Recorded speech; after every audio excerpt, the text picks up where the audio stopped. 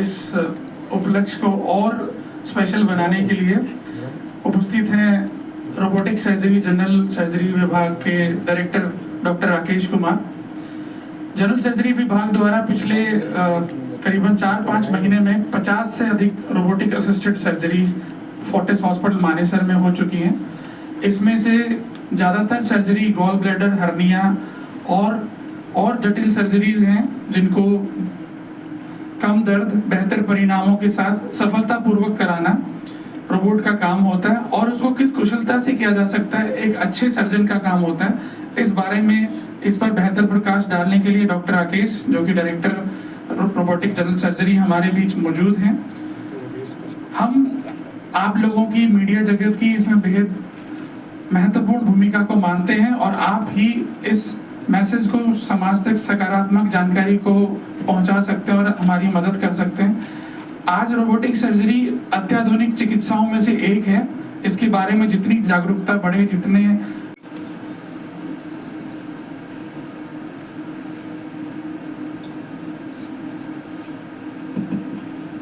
Hello, नमस्कार। मैं doctor Rakesh Kumar. मैंने अपना पीजी जो है MS all India institute of medical sciences से किया था। 2003 में मैंने खत्म किया था। उसके बाद मैंने 3 साल वहीं पे एक फर्दर कोर्स होता है एसरशिप का, वहीं पे किया।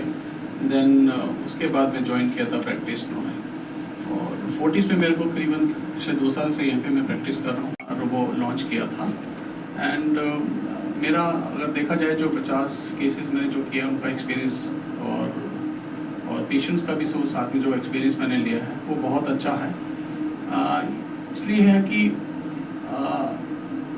एक तो बहुत प्रिसीजन है सर्जरी का कि आपको करीबन जो विजन है कॉम्प्लिकेशंस के, जो एनाटमी है वो बहुत अच्छे से दिखती है जाके एंड टिश्यू हैंडलिंग भी जो होती है उससे बहुत कम होती है। जितनी मिनिमल टिश्यू हैंडलिंग होगी उतना ही रिकवरी फास्टर होगा, उतना ही पेन जो है कम होगा एंड साथ में जो इंसिजन्स लगते हैं, जो छोटे छोटे चीरे लग के हम करते हैं जिस आर्म्स के थ्रू हम till date I tell everybody कि if you want to get operated like for gallbladder, do not think, just come and get it done from here.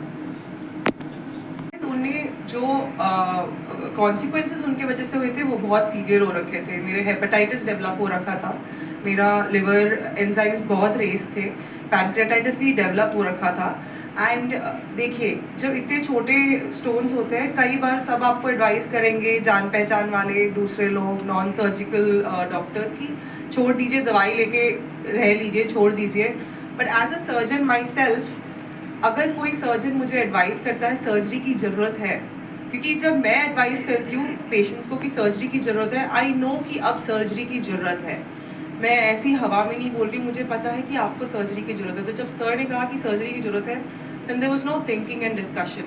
It was कि चाहे छोटे हैं लेकिन वो हर बार इरिटेट करके निकलेंगे मेरे पैनक्रियास से, और कभी मैं किसी इम्पोर्टेंट मीटिंग में हूँ या कॉन्फ्रेंस में हूँ और तब एकदम से दर्द उठ जाएगा, तब I will have no help. So मैं डील नहीं करता हूँ, ठीक है, और उसके लिए आई थिंक मेरे को कमेंट भी नहीं करना चाहिए।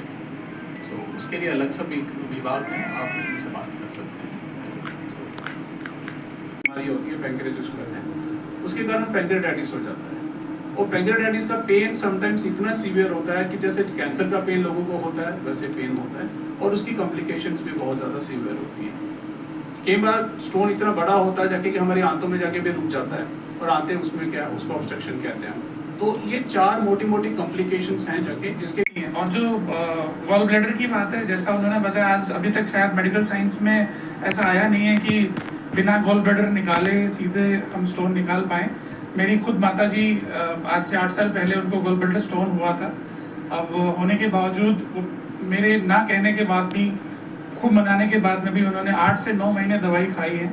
उनको आराम मिला, देसी दवाई की मैं बात कर रहा हूँ। दर्द में कुछ महीने आराम रहा, 1-2 महीने, उसके बाद जो सीवियर पेन हुआ और लीवर में भी इन्फेक्शन शुरू हो गया, मोटापा बढ़ना शुरू हो गया उनका, उसके बाद में उनको इन्फेक्शन शुरू हो गया। कई बार ऐसा पेन होता था कि ना तो वो सो पाती थी, ना वो कुछ खा पाती थी, बीच में वॉमिटिंग के एपिसोड बहुत रहते थे। फिर जब डॉक्टर्स को दिखाया तो पता चला वो 1-2 स्टोन बचाने के चक्कर में छोटे छोटे मल्टीपल स्टोन्स हो गए। लास्ट में अल्टीमेट सॉल्यूशन यही निकला कि वो पूरा गॉल ब्लैडर निकालना पड़ा। उनको भी मिथ यही थी, एक भ्रांति यही थी कि अगर वो निकाल दिया तो उसके बाद कुछ होगा। लेकिन अब 6 वीक्स के बाद I have made healthy choices. मतलब बाहर से ऑर्डर करने के बजाय वही चीज़ मैं घर पे बना के खा रही हूँ, लेकिन मैं सब कुछ खा रही हूँ अब 6 वीक्स के बाद। इनिशियली मैंने काफ़ी रोका था, लेकिन अभी जिस कल ही मैंने आलू का पराठा खाया, कोई दिक्कत नहीं हुई, सब ठीक था, बस घर में बना हुआ था, घर के ऑयल्स के साथ बना हुआ था। हाँ, यही डर मुझे भी इनिशियली बहुत था कि अगर सर्जरी करवाया तो मैं ज़िंदगी भर कुछ भी तला हुआ स्नैक्स चाट वगैरह कुछ नहीं खा सकती, लेकिन खा सकते हो बस मॉडरेशन में।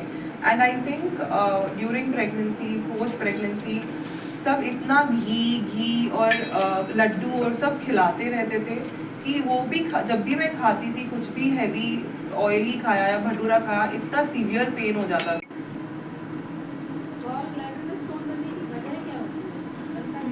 देखो गॉल ब्लैडर में स्टोन होते क्या है, पहले कंपोजिशन की सोचने की है।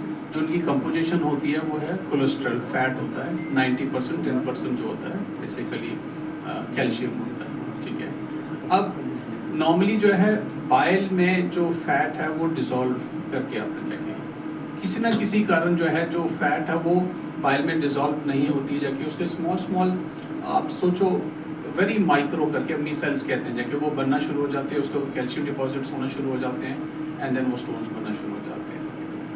देखो क्वाइट कॉमनली अगर देखा जाए तो जब भी सिस्टम रुक जाता है, आप देखो खड़ा हो जाता है आपका, तो आप अगर पानी को आप ऊपर से हटा देते तो नीचे आपको बिल्कुल छोटी छोटी से ना रेत दिखना शुरू हो जाती है। इवन फ्लोइंग वाटर को भी आप रोक दोगे, कोई ना कोई उसकी जो सस्पेंडेड पार्टिकल्स होंगे नीचे रुक जाते हैं। सेम यही जैसे आप प्रेगनेंसी के टाइम पे होता क्या जाके कि दैट्स पूरा सिस्टम रुक जाते हैं जाके।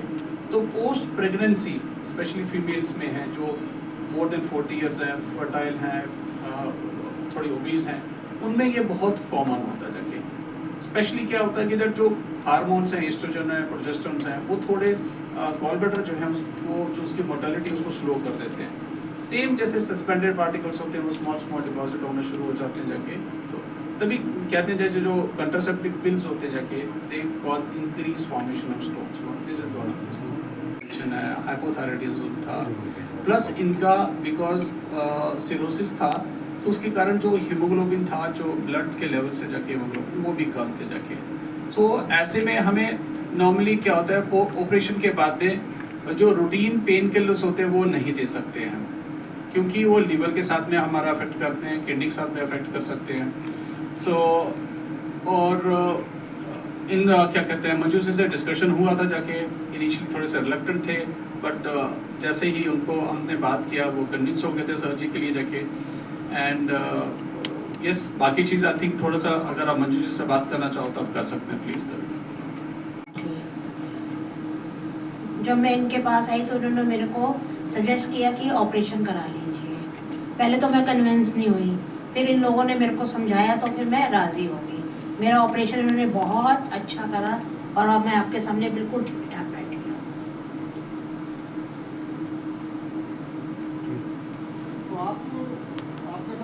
प्लस दूसरा ये भी था कि इनमें हीमोग्लोबिन बड़ा कम था, लीवर की प्रॉब्लम थी जिनमें ब्लीडिंग के चांसेस बढ़ जाते हैं। सो जो रोबोट है, जो रोबोटिक की जो एनर्जी सोर्स है जाके वो बहुत अच्छा है जाके, ब्लीडिंग होने के चांसेस बहुत कम होते हैं उसके कारण। प्लस साथ में वही सेम चीज़ें जैसे 10 टाइम्स हमें विजन मिलता है जाके इसमें, तो सारी चीज़ें क्लैरिटी होती है, इंजरी नहीं होती है, एंड जो टिश्यू हैंडलिंग होती है वो बड़ी मिनिमल सी होती है। सो इसके कारण तो देखो आजकल सक्सेस हो गया सब कुछ, साइंस ने इतनी तरक्की कर ली है और इन्होंने बहुत कन्विंस करा, बहुत अच्छी तरह मेरे को समझाया इन्होंने, डॉक्टर लिपिका ने, तो उससे मैं कन्विंस हूँ। हर्निया होगी, हर्निया उससे ही जिससे भी हुई मेरे को ये नहीं मालूम, फिर हर्निया होगी। बद परहेजी जितनी करोगे उतना शरीर खराब होगा। बस समाज को क्या संदेश देना चाहिए कि ये नहीं खाना चाहिए, मुझे इस वजह से तली हुई चीज़ें नहीं खानी चाहिए, बाहर की चीज़ें नहीं खानी चाहिए, घर में बनाओ। आजकल साइंस ने इतनी तरक्की कर ली है, इतने वो आ गए हैं, मतलब एयर फ्रायर आ गया, हर चीज़ है वो बना के खाओ। लास्ट मंथ इन्होंने मेरे को शेयर किया था कि दैट यार कुछ तो यहाँ बल्ज कर रहा है कुछ, तो मैंने इनको बोला कि आपको तो हर्निया है, इसका तो अधिक करवाना चाहिए। तो मैंने पूछा आपको पहले क्या किया, कहते हैं हाँ मैंने अपेंडिसेक्टमी की सर्जरी हुई है, कभी हुआ होगा अपेंडिसेक्टमी का ऑपरेशन। तो लकीली देखो कि दैट लेकिन अनलकीली सॉरी लकीली और अनलकीली जो भी है जाके दैट मैं भी अवेलेबल था वहाँ पे। और कुछ दिनों पहले, आज से 10 दिन पहले, आज 10वां दिन है इनका सर्जरी ऑपरेशन के बाद में, तो इनको जिम गए थे। जिम जाने के बाद में सडनली इनको पेन हुआ, इन्होंने मेरे को कॉल किया, तो इनको लगा कि दैट भाई वहाँ पे जहाँ पे आपने देखा था वहाँ सूजन बन गया। मैंने कहा यार ऐसा लग रहा है जगह कहीं ना कहीं अंदर से जाके ना हर्निया अटक गया है, आप आ जाओ मेरे पास में जाके। सो फिर वहाँ से ये उनको क्या कहते हैं, ये जिम से गए ही थे घर, वहाँ कुछ खाया पिया, उसके बाद उनको सिम्टम हो गए, फिर बुलाया इनको यहाँ पे। बाकी आई थिंक आगे आप इनसे सुन लीजिए, बैठिए। Hi, good afternoon. Actually, as Rakesh has told that we are good friends at the gym every day from evening. At least 1 hour we used to chat and we used to enjoy that. But in the gym. But actually, suddenly I got the pain and I called him. He said that okay, immediately you come back to the hospital. But it's very far away, to be frank. It's almost 26 kilometers from my house to this hospital. Actually, one of our gym trainer is there with me, along with me. I said him, "Arey, take to Manipal Hospital. I cannot able to bear this pain." Then we just went for 500 meters, and I told that Aryan, I can able to feel that pain. It's normal now. Let's go to Rakesh sir. Then we came to here, and just within half an hour, the pain was reduced. He has given some painkillers and all these things. So after that, we have went for a CT scan and all these things. So finally, it has been very small, 5 mm, 6 mm, 5 to 6 mm hernia just when we found in CT scan. But anyhow, it is a smaller, bigger size. Dr. Sir has told that maybe it is not today, maybe tomorrow you have to get it to be operated. Then I said that it is okay, fine, we will get it operated. But once stored at that location, and it has become very painful for me. Because all these things, to be frank, in the CT scan and all these things, we are not aware of all these things. But suddenly when he started the operating and all these things, he found all this muscle was splitted inside and some fat particles has been getting stored. So all these things he has told that, and even my wife or my friends outside, Arya, why it is taking so much time? He said, he told that there is only 1 hour operation time and all this, but it is 3 to 4 hours. Because of all this, and inside there was so much complications is there. So we are not aware actually, to be frank. Once now I am fine. The operation was successful, and within I think maybe 24 hours I started slowly walking, and after 48 hours I started increasing the size of walking, the distances and the time and all. भी एक कारण बन गया हो जाके। देखो कोई भी चीज़, कोई भी वेट अगर ज़्यादा उठाओगे तो कुछ ना कुछ तो टीयर होगा ही जाके। सो हमारी जो अंदर की जो पेट की ऑर्गन्स हैं, जो सिस्टम है, उसको सबको रोक के रखा हुआ है एक शीट ने। और अगर आप उसको ज़रूरत से ज़्यादा अगर वेट उठाओगे कहीं ना कहीं तो टीयर आपको होगा ही होगा। सो कई बार लोग ना एब्स बनाना शुरू करते हैं। आपसे ना वो रेक्टस मसल्स कहते हैं दोनों तरफ पेट के जाके, जिसको एब्स कहते हैं जाके, उनको भी बनाना एक तरीका होता जाके। सो इनका क्या था, जो अपर जैसे नाभि से लेकर ऊपर तक जहाँ चेस्ट हमारी मिलती है, सो इनका वहाँ पे गैप बन गया था, जिसको हम कहते हैं डाइवेरिकेशन ऑफ रेक्टाई। जो 2 रेक्टस मसल्स हैं दोनों साइड के जाके दोनों सेपरेट हो गए होते हैं काफ़ी ज़्यादा। तो नॉर्मली जो है हमें कोई डिस्टेंस नहीं होता है। तो इनके केस में जो है 4 से 6 सेंटीमीटर का डिस्टेंस था। हर्निया तो था ही था, तभी हमें टाइम लग गया, क्योंकि हमने साथ साथ में जब वो मिला तो हमने इसको भी रिपेयर कर दिया पूरा एक ही सिस्टम में, एक ही बारी में कर दिया। और सबसे अच्छी बात ये हुई कि हमें पेट के अंदर नहीं जाना पड़ा। सो रोबोटिक सर्जरी से हमें ये चीज़ है कि बेशक हमें स्पेस थोड़ी सी भी मिल जाए, उसमें भी सर्जरी हो जाती है जाके। हमने क्या किया, इनकी वॉल में ही बेसिकली जो लेयर्स होती है, मल्टीपल लेयर्स होती हैं, उन्हीं को खोल के उन्हीं से ही रिपेयर करके जाली डाल दिया, बिल्कुल सेट कर दिया। दैट्स वाई इनको पेन भी नहीं हुआ। अगर हम टमी में जाते, उसमें अगर पेट में अगर हवा भरते जाके, तो उसमें पेन होने के चांसेस थोड़े ज़्यादा होते हैं। अगर रिकवरी से देखे जाके, फिर तो देखो किसी को अगर सपोज 3 डेज़ के बाद में अगर जाना है, ज्वाइन करना ऑफिस, छुट्टी नहीं है, जो भी है, एंड नॉर्मली आप क्या करते जाके 2 वीक्स तक घर में बैठे रहते हैं। उस हिसाब से अगर देखा जाए तो खड़ी टेक्नोलॉजी है, स्पेशली इंडिया में नहीं है, कम लोग कर रहे हैं। तो जैसे ही ये टेक्नोलॉजी बढ़ेगी, जो रोबो सब लोग यूज, मोबाइल आप ऊपर डालो सर, थोड़ा सा पीछे रहना पड़ेगा। हाँ ऑन है, रेड लाइट आ रही है। ओके, सर आज जो प्रेस कॉन्फ्रेंस था उसका क्या मोटिव है, क्या कुछ कहना चाहेंगे आप? देखो मैं ये बताना चाहूँगा जाके जैसे टेक्नोलॉजी बढ़ रही है तो वैसे मेडिकल में भी जो है टेक्नोलॉजी जो है एडवांस हो रही है जाके। इससे हमें जो पेशेंट्स को बेनिफिट मिलेगा। रोबो है जो डाविंसी का आया जाके, अभी तो कोई और हॉस्पिटल में पास में नहीं है जी। बताएं। तो पहले जो रोबोटिक सर्जरी है वो एनसीआर के अंदर फोर्टिस मानेसर के द्वारा की जा रही है इस तरह की? देखो पहले भी नहीं फोर्टिस मानेसर में तो जो सर्जरीज हैं जाके अभी अगर देखा जाए तो 4 से 6 महीने पहले ही शुरू हुआ है यहाँ। रोबोटिक सर्जरी तो ऐसे तो काफ़ी देर से हो रही है। अगर देखा जाए तो जो रोबो है ये वाला डाविंसी वाला वो 1995 से चल रहा है जाके। मैंने बहुत इम्प्रूवमेंट्स हुई हैं जाके। और जो ये जी वाला है ये सबसे लेटेस्ट मॉडल है हमारा और वो मानेसर के पास में है, फोर्टिस मानेसर के पास में अभी आप कहीं और नहीं। तो इसमें जो है हेल्थ इंश्योरेंस लोग कराते हैं Yes. तो क्या वो भी इसमें शामिल कर सकते हैं? बिल्कुल कवर कर सकते हैं कवर जाके। है ना? हाँ, उसका कोई थोड़ा प्रीमियम ज़्यादा होता है जो रोबोटिक सर्जरीज का। वो आप क्या कहते हैं जो भी इंश्योरेंस कंपनी है जहाँ एजेंट है उनसे बात करके थोड़ा एक्स्ट्रा प्रीमियम देके आप कवर करवा सकते हैं। ऑपरेशन के लिए आप कैसे कन्विंस करते हो? देखो मेरे को बेसिकली कन्विंस नहीं करना होता पेशेंट। मेरे को ऐसा लगता है पेशेंट शुड है ना, वो आए हैं मेरे पास में किसी बीमारी के साथ में जाके।